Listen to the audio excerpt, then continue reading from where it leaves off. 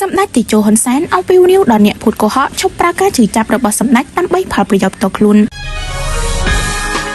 សម្ដេចតេជោហ៊ុនសែនបានអំពាវនាវដល់អ្នកភូតកុហកឈប់ប្រើការជឿចាប់របស់សម្ដេចកាលពី50ឆ្នាំមុនដើម្បីផលប្រយោជន៍ផ្ទាល់ខ្លួនតទៅទៀតទៅនៅលើបណ្ដាញទំនាក់ទំនងសង្គមផ្លូវការនាព្រឹកថ្ងៃទី23ខែមករាឆ្នាំ2026សម្ដេចតេជោបានសរសេរថាសូមបញ្ឈប់ប្រើប្រាស់ការជឿចាប់របស់សម្ដេចកាលពី50ឆ្នាំមុនមកបោកប្រាស់សម្ដេចតទៅទៀតទៅសម្ដេចតេជោបានលើកឡើងថាក្រោយរំដោះចេញពីរបបប៉ុលពតឆ្នាំ1979ពិសេសក្រោយពេលដែលសម្ដេចនិយាយពីរឿងកូនស្លាប់ដោយមានភាគនិទាននិងភាពយន្តរឿងកូនប្រុសក្រោមពន្លឺព្រះច័ន្ទពេញបរមីមកមានមនុស្សមិនតិចជាង20នាក់ទេដែលបន្លំខ្លួនធ្វើជាកំសត់កូនប្រុសរបស់សម្ដេចដែលបានស្លាប់ទៅនោះមកចាប់ជាតិមនុស្សទាំងនោះខ្លះសរសេរសម្បត្តិបញ្ជូនមកសម្ដេចចុះតាមទស្សនាវដ្តីនិងក្រោយបង្ហោះតាមបណ្ដាញសង្គមដូចជា Facebook ជាដើមសម្ដេចតេជោ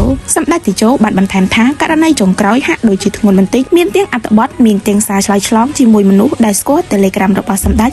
សូមអំពាវនាវដល់អ្នកភូតកុហកឈប់ប្រើការជិះចាប់របស់សម្ដេចដើម្បីផលប្រយោជន៍ផ្ទាល់ខ្លួនតទៅទៀតទៅ